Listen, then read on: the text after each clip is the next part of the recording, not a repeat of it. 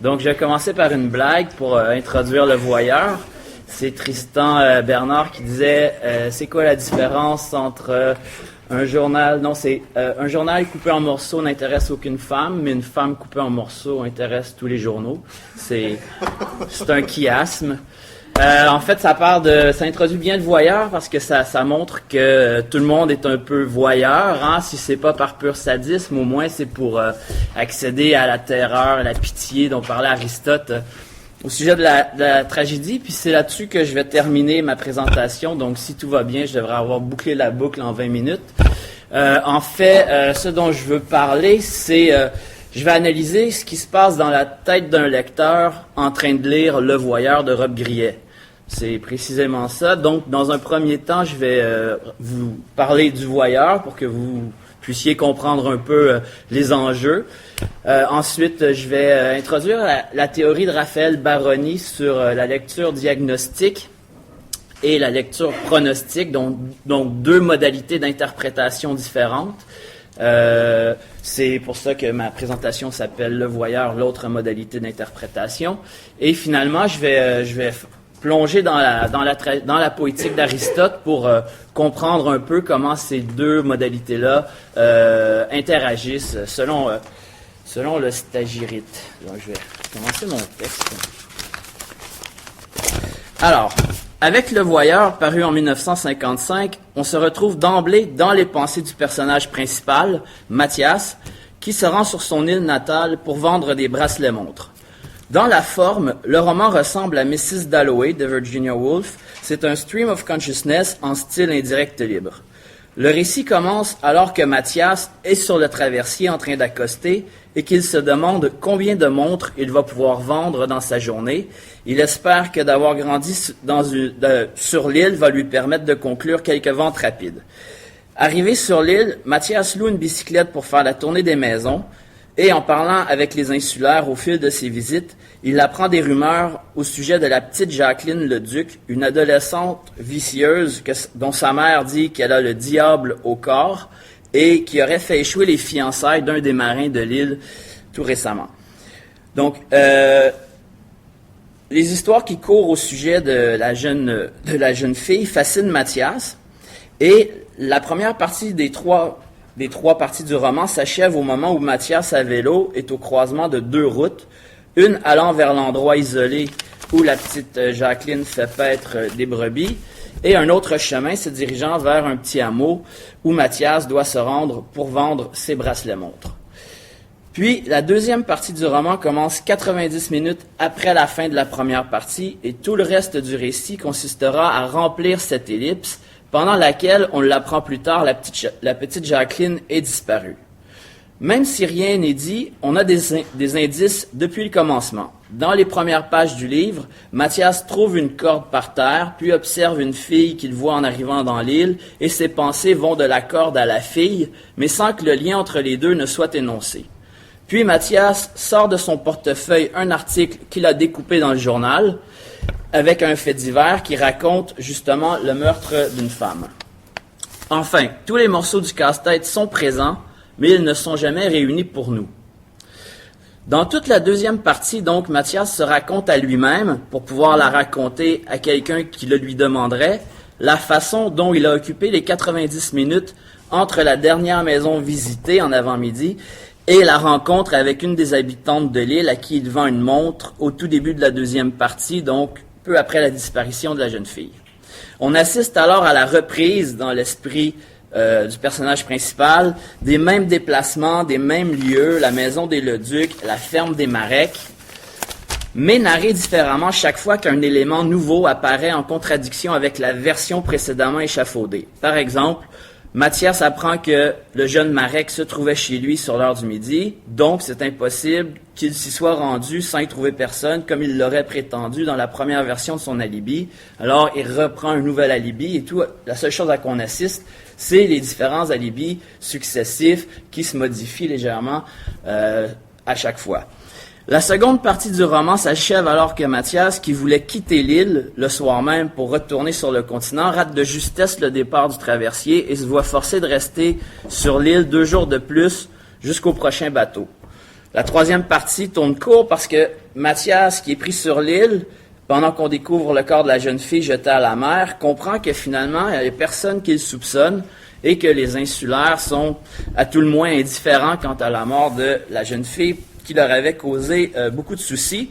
Alors, Mathias calme ses inquiétudes, puis reprend tranquillement le traversier 2 jours plus tard pour regagner le continent.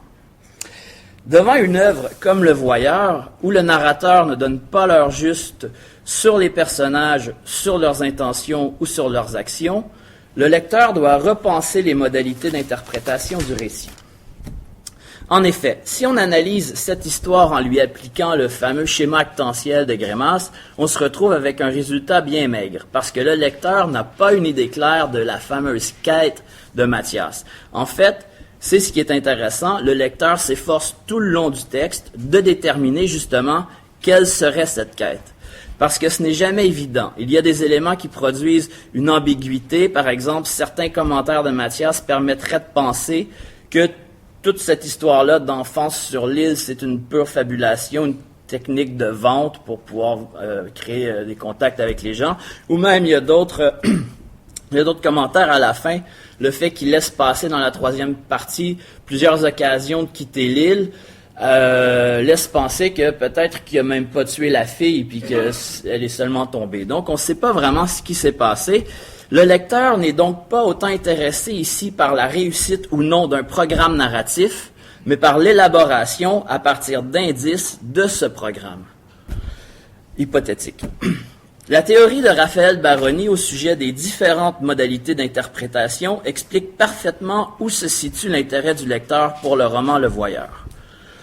Baroni s'intéresse à ce que Paul Ricoeur appelle la mimésis 3, c'est-à-dire au travail du lecteur.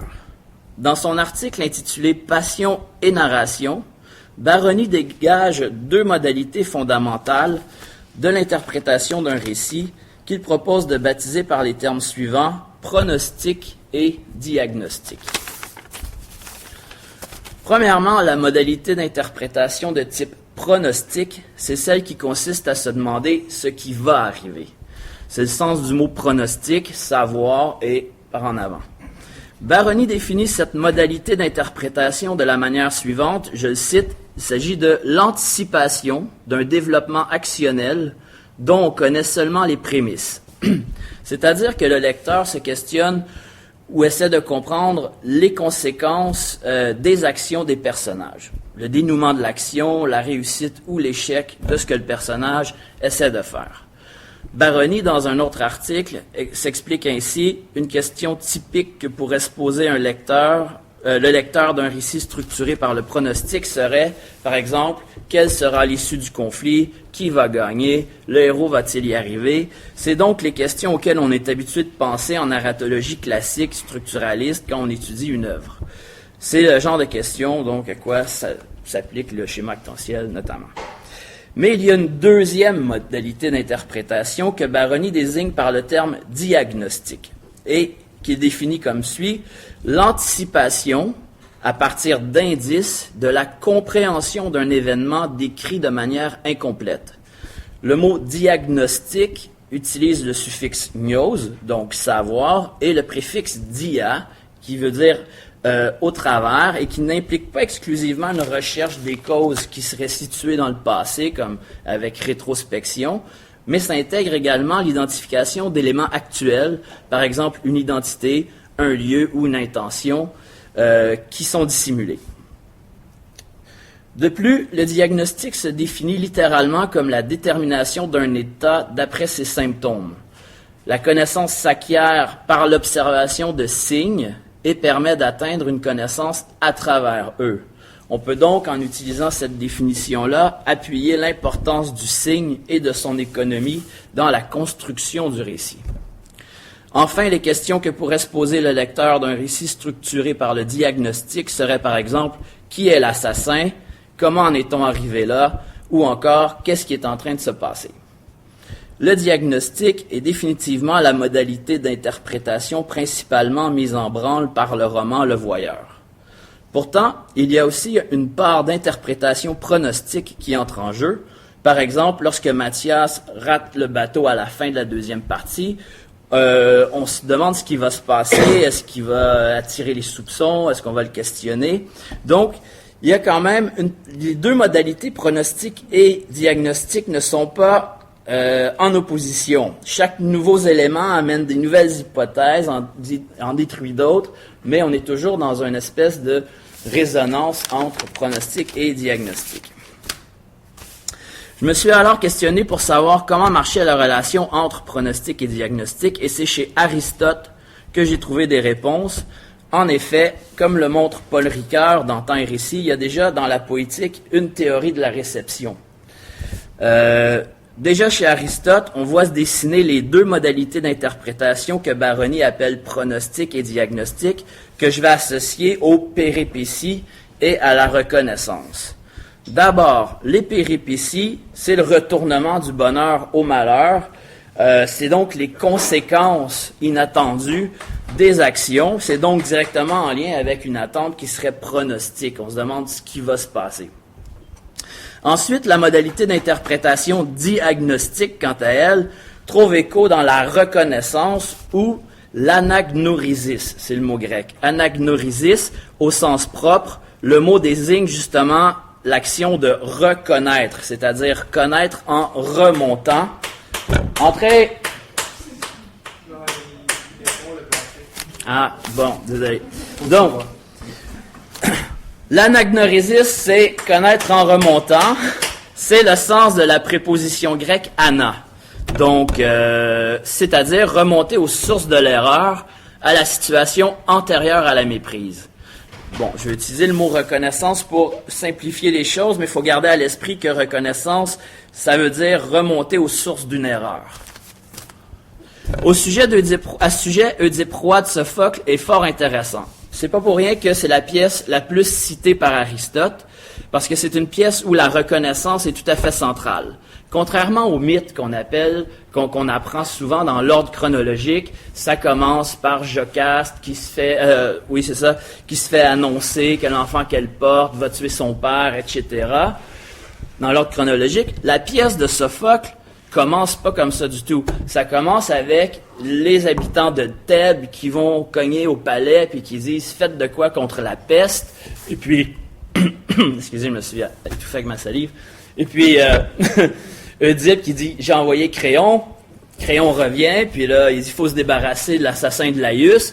Et puis Oedipe commence une enquête sur un cold case, vraiment un vieux meurtre que personne ne se rappelle. Donc, on est vraiment on est en présence d'un texte théâtral qui met en scène la modalité d'interprétation diagnostique.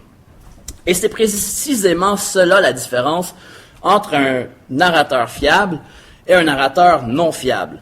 C'est que chez Sophocle, comme dans la plupart des whodunit, c'est un personnage dans la diégèse qui nous fait vivre par procuration l'anagnorisis. Tandis qu'avec un narrateur non fiable, comme Rob Grillet, c'est le lecteur qui est aux prises avec le texte et qui fait tout le travail. C'est pourquoi Aristote place la reconnaissance à l'intérieur de l'histoire, mais qu'en fait, on voit qu'elle peut impliquer seulement le lecteur et être un pur produit du récit, sans nécessairement avoir lieu dans l'histoire. C'est bien la différence récit-histoire entre les deux. Alors, derrière chacune de ces modalités d'interprétation, pronostic et diagnostic, se trouve un intérêt de lecture qui lui est propre. Il est généralement admis que l'anticipation d'un développement actionnel, donc le pronostic, débouche sur un plaisir de lecture impliquant une dimension éthique. C'est la fameuse catharsis qui est induite par la terreur et la pitié. Donc, quand on s'indigne que les conséquences des actions fassent passer du bonheur au malheur des personnages qui ne méritent pas, pour éprouver ce genre d'indignation propre à la tragédie, ou au contraire, mais c'est dans le même ordre d'idées, pour être heureux que le vilain soit puni à la fin d'une histoire, comme chez Vladimir Propp, il faut s'intéresser aux conséquences des gestes et donc avoir une modalité d'interprétation qui est davantage pronostique. Donc, pronostic, catharsis, ça va ensemble. Toutefois, avec le voyeur, le plaisir se trouve manifestement ailleurs. L'intérêt d'une œuvre non fiable ne se situe pas dans la catharsis. L'éthique joue un rôle, comme on va voir, mais secondaire. Le vrai centre d'intérêt du diagnostic se trouve dans le plaisir d'apprendre dont parle Aristote au tout début de la Poétique. Lorsqu'on peut dire que tel homme est un tel, ça c'est la formule d'Aristote, on éprouve du plaisir. Il dit « Le fait d'apprendre est tout ce qu'il y a de plus agréable, non seulement pour les philosophes, mais aussi pour tous les hommes, bien que ceux-ci n'y participent pas autant. » On comprend avec ces derniers mots pourquoi les textes qui demandent un grand travail diagnostique, comme les œuvres non fiables, sont souvent valorisés par les intellectuels, mais plaisent un peu moins au grand public. Enfin, dans la Poétique, Aristote montre les interactions entre reconnaissance et catharsis. Le plaisir d'apprendre et le sentiment éthique entretiennent une relation bilatérale où l'anticipation éthique, donc le pronostic, stimule le désir d'apprendre, donc le diagnostic, et où la compréhension permet de déterminer la valeur éthique de l'événement. On le remarque avec le voyeur. Bien que l'effort diagnostique dépasse l'effort pronostic, il y a tout de même des personnages qui nous intéressent et des scènes auxquelles on n'accède qu'indirectement, mais qui piquent la curiosité. Les attentes pronostiques, en interpellant notre sentiment éthique, rendent nécessaire le diagnostic. Et c'est pour goûter à la catharsis, c'est pour savoir ce qui est arrivé à la petite Jacqueline, qu'on déchiffre frénétiquement les indices comme des hiéroglyphes que le récit distille au lecteur. À la lumière de ce qui précède, il est possible de proposer une réponse à la question « Qui est le voyeur du roman ?» En effet, le titre est la première énigme du livre, car le mot n'apparaît jamais dans le texte, à part sur la couverture. Certains suggèrent que le voyeur serait Mathias lui-même, ou d'autres les personnages qui auraient pu être témoins du supposé meurtre, mais il semble que c'est au lecteur lui-même que s'applique le titre. En effet, l'image jamais montrée de la jeune victime ligotée et l'aiguillon qui pique sa curiosité et le motive à essayer de reconstituer le puzzle. Lorsqu'il est question du plaisir d'apprendre, Aristote écrit que, je cite, « Les objets que nous ne verrions qu'avec peine s'ils étaient réels, des bêtes hideuses, des cadavres, nous les voyons avec plaisir dans un tableau. » L'exemple n'est pas gratuit et permet de mettre peut-être le doigt sur certaines des motivations des lecteurs de Robbe-Grillet.